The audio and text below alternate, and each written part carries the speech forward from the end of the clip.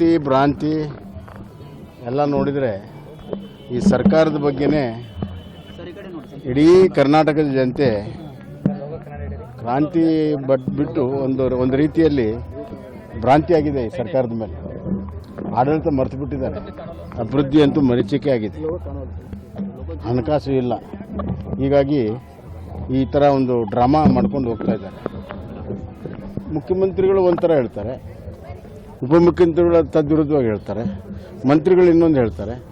ಮುಖ್ಯಮಂತ್ರಿಗಳು ತಮ್ಮ ಸಚಿವ ಸಂಪುಟದ ಸದಸ್ಯರ ಮೇಲೆ ಕಂಟ್ರೋಲ್ ತಪ್ಪಿಟ್ಟಿದೆ.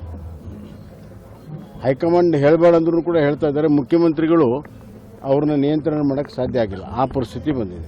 ಅಲ್ಲ, ಅದು ಯಾವಾಗಲೂ ಕಾಂಗ್ರೆಸ್ ಪಕ್ಷ ರಾಜ್ಯದಲ್ಲಿದ್ದಾಗ ಅದೊಂದು ಪರಂಪರೆ ಇದೆ.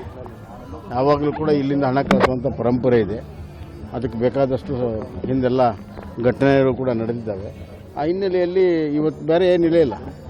ಇವತ್ತು ತೆಲಂಗಾಣದಲ್ಲೂ ಕೂಡ ಇವತ್ತು ದುಡ್ಡಿಲ್ಲ. ಹೀಗಾಗಿ ಇದು ಒಂದೇ ಇದರಲ್ಲಿ ಕರ್ನಾಟಕ ಒಂದೇ ಹಿಂಡುವ ಆಕಳ.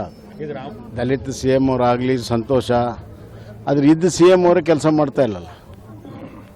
ಇದ್ದ ಸಿ ಎಮ್ ಅವರು ತಮ್ಮ ನಿಯಂತ್ರಣ ಕಳ್ಕೊಂಡ್ಬಿಟ್ಟಿದ್ದಾರೆ ಸಚಿವ ಸಂಪುಟದ ಮೇಲೆ, ಅಧಿಕಾರಿಗಳ ಮೇಲೆ.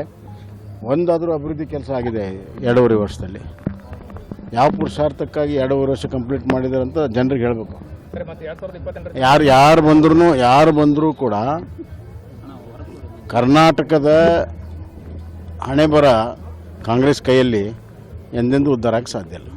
ಅವ್ರು ಯಾವಾಗಲೂ ಹಂಗೆ ಮಾಡ್ತಾರೆ. ಅವ್ರು ನಿಲ್ಲಲ್ಲ ಅಂತಾರೆ, ಮತ್ತು ನಿಲ್ತೀವಿ ಅಂತಾರೆ. ಅವರು ನನ್ನ ಪ್ರಕಾರ 2028ಕ್ಕೆ ಮತ್ತೆ ನಿಲ್ತಾರೆ. ಇನ್ನಷ್ಟು ಹೆಚ್ಚಿನ ಮಾಹಿತಿಗಾಗಿ ಫಾಲೋ ಮಾಡಿ ಬ್ರಿಗೇಡ್ ನ್ಯೂಸ್ ಕನ್ನಡ.